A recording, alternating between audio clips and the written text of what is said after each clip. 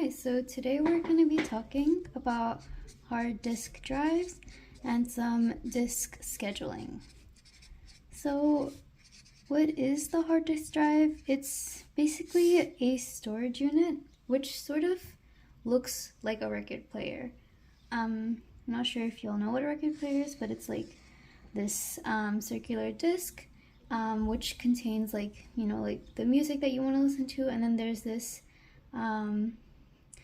needle which sort of reads the information that's engraved on it. And a hard disk drive looks something like this too.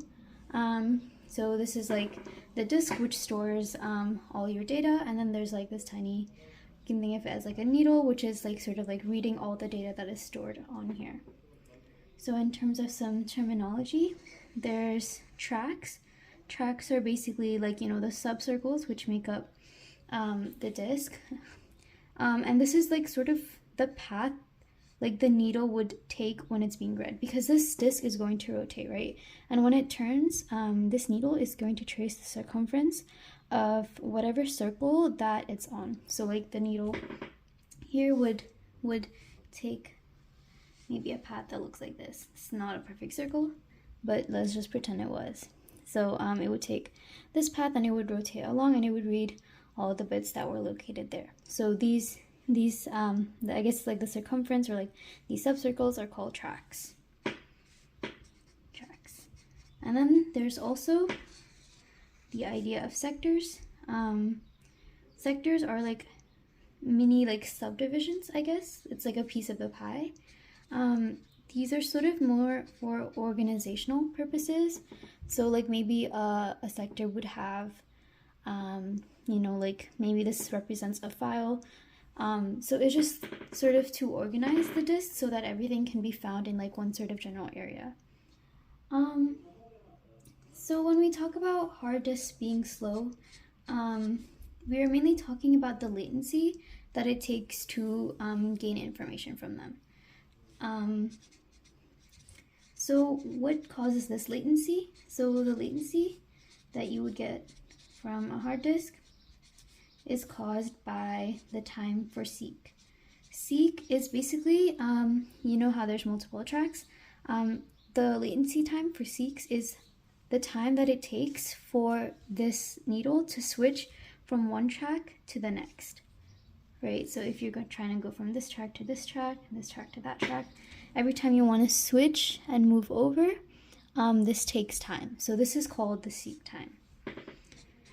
Then there's the L rotate, the latency to rotate. So basically if you're trying to go around the entire track once, if you're trying to trace and find data somewhere, and you have to go through the entire thing, right? This would be the rotate time. And then lastly, we have transfer. So this is transfer. This is the amount of time that it takes for the data to be read from this disk and then be transferred to memory, where it can then be used. So when we talk about minimizing this latency time, right, we're mainly talking about minimizing seek and rotate latency, because transfer is relatively fast-ish compared to these two, but these tend to be slow, right?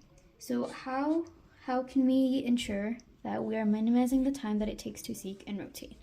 So let's look at some disk scheduling algorithms. The first one is first in, first out. So this would be like, so your computer gets a lot of I/O requests, like in general, at a time. So I/O would be anything like, like your keyboard, your mouse movements, any audio, anything, any input-output devices. That's what I/O stands for. So it tends to get a lot of requests at once, right? So usually there tends to be like a queue, and it has to service all of these requests. So let's say in the queue we have a list of positions, right?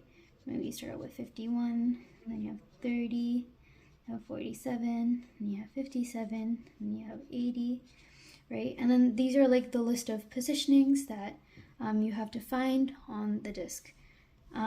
So basically, if you're doing first in, first out, let's just pretend this is 0 and right below it is 200, right? And let's just say everything is like between these two.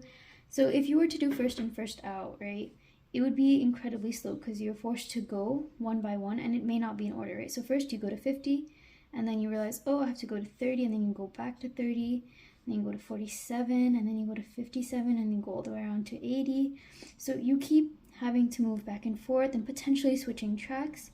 And this involves a lot of rotate time, right? And I'll sort of draw this out as a graph. Let me change this to 180 to make it more interesting. All right, so if this is like the circle sort of like split open, I guess. This would be 0, this would be 200, right? It would start at 51, go to 30, go to 47, go to 57, and then go to 180, right? So it's generally moving around a lot, right? So the problem with first in, first out is that you have too much movement. And this does not solve your problem of trying to do seek and rotate, because it's just increasing it because you're doing it in completely random order, right? Random IO or random, like, disk reads are not good for the computer. Not good. It makes it incredibly slow. So next we have, let's see where I have space. Okay, I will just go up here. So next we have shortest positioning time first. I'll also write it out. Shortest positioning time first. So this would be like, I'll just draw out this graph because I think it's easier to see visually, like the path that it's taking, right? So if this is the same thing again, 0, 200, and let me write out the numbers again. 51, 37, 57, 180. You can just take, so you start off with the first numbers where it is, right? So you're forced to go there, so you're forced to go to 51, and then you think about which is the next closest thing that you could go to, right? And in this case, it would be 47. So you go to 47 first, and then once you get to 47, you basically are comparing the difference between all of these numbers and then just checking which one is closer and then just going to that, right? 47 was the closest, then what's closer to 47 would be 57, so then you go to 57. And then after you do this, you figure out what's the next closest, and that would be 30, so then you go back to 30, and then you go around to 180. This actually ended up creating more movement, and shortest positioning time first is also not preferred for this reason, because it may not necessarily do things in the order that is the most optimal, and it also leads to a lot of movement, and it may also lead to starvation, right? Because most of the processes are centered around this left side, and that's okay for this application. But what if like the queue keeps adding, like 51, 53, 49, right? And it keeps adding things to the queue which are closest to that, right? It would keep preferring these processes which are closer to it as opposed to the one that's farthest away, right? So this would lead to starvation of processes that are either like not doing IO often enough, or just have like a few things that they need to do, or if there's multiple of one process is being run, and so basically anything that's less frequent will may accidentally be starved. So this is not an optimal method either, although it does seem like it would be when you think about it. So the next option that we have is something called scan. So what scan is let me draw this out again. 0 and 200. I sort of like to think of this one as like sort of like a bus. Basically, the bus goes from one end of the terminal to the other, or like a metro station or a train or something, where the train starts at 0 and goes to 200 and goes back to 0, and then it goes back to 200, and it keeps going from one terminus to the other. And then when it's going, it sort of like picks up passengers as it goes. And picking up passengers would be like, you know, doing a request. So in this case, it would be, you know, it would go on the way. It would see that, oh, there's 30, there's 47, there's 51, there's 57, there's 180, and then it's done with all of its passengers, and then it goes back, right? So it just services requests, and if new request pops up, right? Like if these ones popped up, right? Like 51, 53, 49, it just does it on its way back. Oh, 53, 49, 51, right?